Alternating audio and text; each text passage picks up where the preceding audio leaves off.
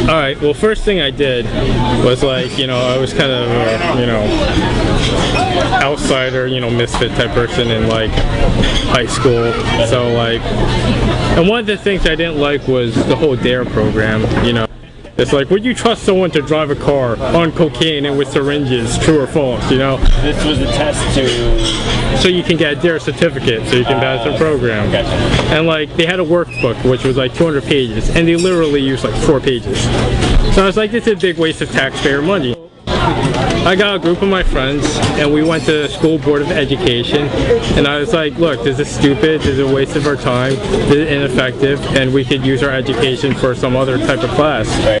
What happened after you went to the board of education? Did the program continue? Yeah, the program continued, of course, Just a kid, no one's gonna listen to the kid no matter how much sense they make.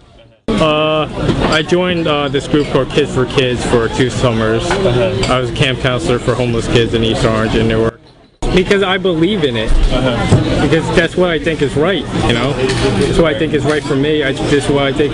Do activism because I think this is what's right for me and what's right for other people. I like to help other people.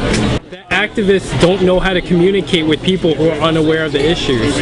Yeah, I think most revolutionaries want a revolution, but they don't have a solution.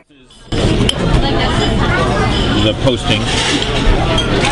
Like the Basically, like what I think about this project is that Orwell in 1984 expressed the fear that people would ban books, whereas Huxley expressed the fear that people would be distracted so they wouldn't even read the books. Right. And it's this whole idea, like, instead of, force, like, oppression isn't going to do the job, the new thing is distraction. Right.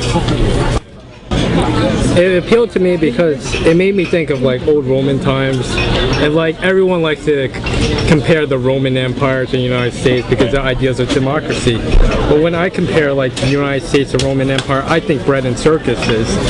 Where like there'd be no jobs and like people would riot, but they would give free bread, free wheat to the poor, and throw these giant circuses to entertain everyone, to keep their minds off the like problems today. Except now we have stuff like, war, and instead of like addressing civil rights, we have Kramer saying the N-word. A pop icon says the N-word, and that raises a huge uproar rather than, inner city schools or right. anything else that would be relevant to like civil rights.